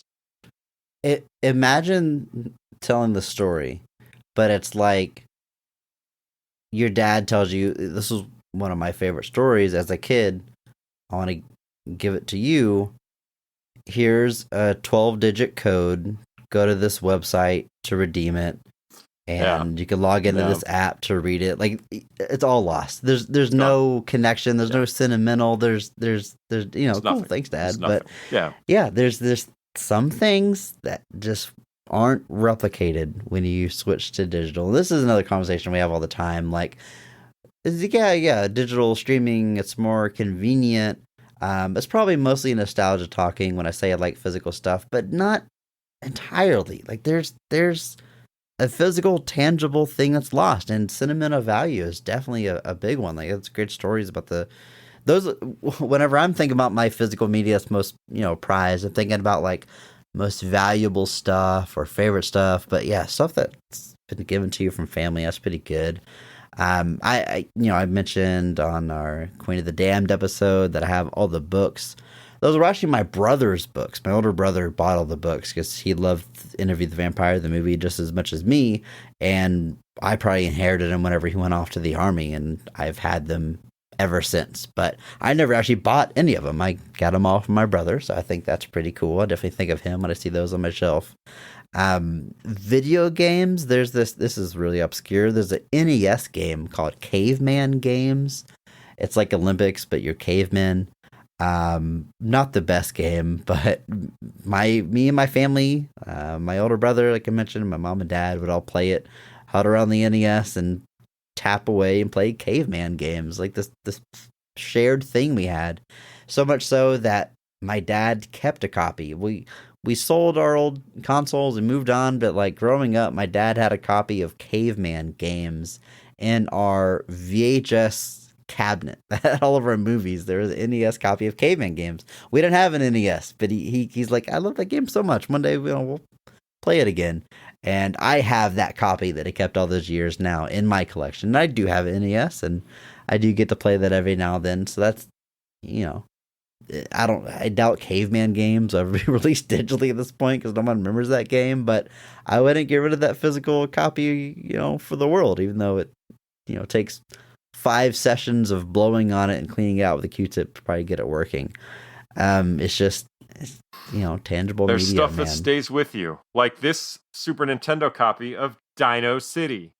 Where'd you get that? This arrived anonymously in the mail. Okay.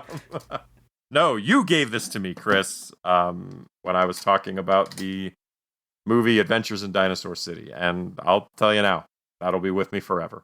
That is never going to go anywhere. But yeah, we've talked about that. How, like, obviously streaming is more efficient in like a sense of watching something and digesting something. But I was sitting with Liz once, and I kind of mentioned that conversation where we kind of brought up that, like, the advancements in technology are obviously more efficient. They make things easier, but something in the human experience got lost during those transitions. And she just looked at me and was like, I can't have that conversation with you right now. I'm not in the headspace for it. And I was like, I get it. I 100% get it. I dropped that on my brother once where I was like, we kind of lost something, didn't we? And he's like, are you all right? Like, do you need to talk? And I realized that, like, in hindsight, like, it is something that sounds like almost like a cry for help in a way, where it's like the human experience has been damaged by modern technology. And it's like, but at the same time, like, we've talked about that, where, like, going out used to feel like an event, like going to rent a movie or going to dinner or anything. And now it just feels so pedestrian. Everything feels normal. I went to a fast food restaurant yesterday called Culver's. It's up here. I don't know if it's down in we got those Texas here, at all. Culver's, really? Okay. Yeah. Wasn't sure, but they have a unique look. Like, the building has a very unique design. White and blue. Also just the way the building is designed, its aesthetic and everything. Whereas so many fast food restaurants are just moving that, like, amorphous gray rectangle. Yep. And I just was kind of I'm sitting there waiting for my concrete mixer, which, when a blizzard is not available, it's fine. But it's just fine. And it just kind of hit me that, like, so much feels interchangeable now, and nothing feels like nothing has that feel like it used to. Like, going to a Pizza Hut, there's a very specific aesthetic in the 90s Pizza Huts, those kind of cheap Tiffany knockoff lamps they had over all the tables, the everything. And now everything just has this feel of sameness. Throwaway culture, I heard it once described, and I've probably talked about that before. But anytime I run into something that has a unique look, or it is reminiscent of how things kind of used to have specific designs and looks, it always kind of hits me that something has been lost. And like you said, dude, it's that big of a deal. I don't know. I hate and I'm not unique. I see this complained about all the time, like the modernization of classic logos that's kind of been going on. Like, there's a new Pringles guy, and there's always, like, it's a simpler version of the classic logo. The worst offender by far is Taco Bell. Have you seen, like, it's just white and, like, one color, just purple bell, and that's it. No life to it. And it just looks so cheap and generic. Well, and boring. Taco Bells are like I said, they're that gray rectangle now. There's nothing interesting. McDonald's, like, I drive through near my work. There is a Portillo's, which is a local fast food restaurant place, kind of the Whataburger of the Midwest. A McDonald's and a Taco Bell, like, all in a row, and the buildings look exactly the same. Now, Portillo's, to its credit, has a very unique inside look. It's got like I'm saying this not backhandedly, but like a Bennigan's vibe. A lot of vintage signage, a lot of older kind of aesthetic that it's going for. Even like signed photos of famous people that have been to the restaurant on the walls and stuff. Like the inside of Portillo's doesn't make me sad. But like I passed the McDonald's and that Taco Bell and I'm just like, either one of you could be the other restaurant and I wouldn't know it. I'd have no idea unless you didn't have a white sign on the outside that said the name of the restaurant. But they look so much the same. It's just that same vibe. It's so much the same. And we just lost that uniqueness. And I don't know exactly why. I mean, I'm sure it has to do with money. That way, if your business fails, you can turn it over to somebody else easily. And I know with restaurants, that whole idea of minimalist has come in. I actually really appreciated when Burger King unveiled a new logo and it didn't needlessly simplify it to the point of obscurity. It actually looks a little vintage and retro. But yeah. I hope we answered your question. We're like way down the rabbit hole on this. I have a special edition of Memento on DVD. Nice. The case is designed to look like Leonard Shelby's like case file from the hospital. Nice. Like the pages, it doesn't just say cast or whatever. Like it's all like his diagnosis and stuff, and it's got like a clip that holds it all together. It's really cool. Even the menus, like the whole experience. You put the menu in and you're flipping through his case files, and there's a code you can type something in a certain way that plays Memento chronologically. Yeah. Like it's like a special feature there. But just a whole cool package, and like it's only had like a standard Blu-ray release, and like they've never replicated that case file look. So even though I had the movie on Blu-ray and digital, I'm gonna hold on to that DVD copy. And there's a lot of examples like that. Like I'm not listening to humble brag. I've just been collecting media for a long time. Dude, I've got a ton of cool physical media stuff that I'm probably never going to get rid of, even though I have gotten rid of a lot of it. There's a lot, whether it's sentimental or unique or just cool. I'm going to hold on to. Batman and Robin #1 is my favorite Morrison comic book cover of all time. Yeah, Grant Morrison. Yeah. Frank Quitely is probably my favorite modern comic book artist. I have a signed copy of that issue on my wall. That's one of my favorite pieces of physical media. I mean, there's a lot. I can throw some more pictures. There's probably pictures in the Discord already. I'll throw some cool physical media stuff because I am a big fan of physical media. So there's no way I can narrow it down to one. But yeah, I bought there's a comic I really loved by Jeff Lemire called Royal City. That was about this kind of family kind of broken apart by time and tragedy. And basically the gist of the story is they're all kind of brought back together when the dad has a heart attack. And you kind of revealed this tragedy of the family where their younger brother passed away in an accident, but the younger brother appears to every member of the family differently. Like the mom sees him as the grown-up version that became a pastor because that's what would have made her happy. And the brother kind of they all see these different versions of him. And very much a Jeff Lemire yarn where there's weirdness in the backdrop of something that seems relatively normal, but it was a comic that had a very heavy influence on me. It has a line that I really like, which is you can leave a place but you're never really gone, which was something I really needed to hear at the time, as I was kind of grappling with my own decision on where I needed to go and what I should be doing. And at a certain point, a website put up all of Jeff Lemire's original watercolor pages for that series. And I bought one because that was something that I wanted to have because that series was so important to me. And it's so weird because I don't even know if you knew that series existed because it's not something that's hit like Sweet Tooth or any of his DC stuff. It's kind of flown under the radar. It was only, I think, 14 or 15 issues. And but I love it so much, and I bought a piece of art from it, and so I have that piece of art, and I love it. It's one of my favorite things that I own. And they put out a nice hardcover of the whole series, and that was the same thing where I wanted to have that. And so yeah, I've got a lot of cool stuff laying around too. I don't know if you know this, but I just got a Stay Puft Marshmallow Man goalie helmet.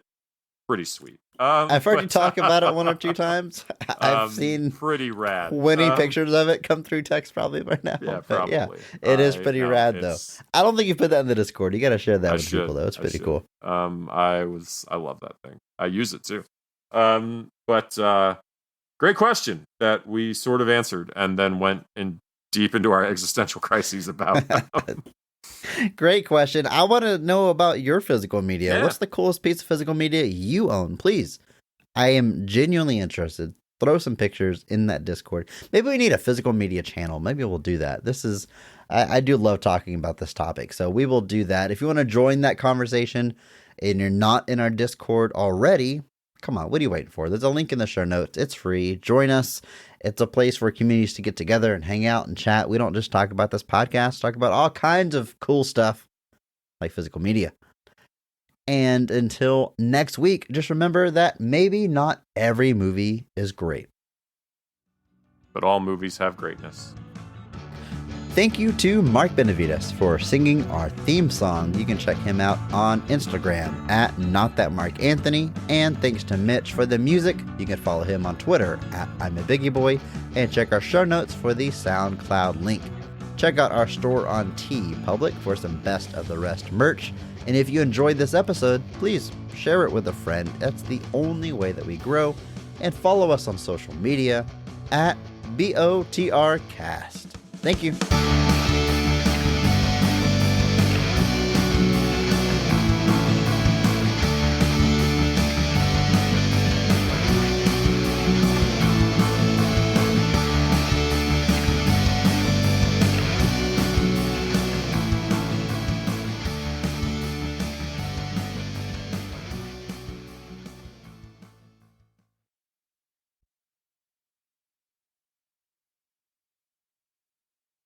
And nice again to see an Asian actress kind of get this role of prominence, kind of be featured very heavily like that. No Ghost in the Shelling here. Cut that. It's watched 3,000 Years of Longing, the George Miller film of Tilda Swinton and Idris Elba about the genie. Just got to the end of that and I was just like, what a beautiful movie. Just very happy that it exists and that I got to see it. I haven't seen that one, but it's got to be on my list if it's anything like this. And it's George Miller, so can't go wrong there. He made Happy Feet. Yeah. Yeah, he made that. Was that indie? Some angry Matt, something like that. That actually is an indie movie, though, I think. So probably is. I say Fury Road probably wasn't, but that's the one I was going for. Okay, but I got you. Anybody wants to tell you about the sequel that's better than the original? Road Warrior, 100%. Yeah.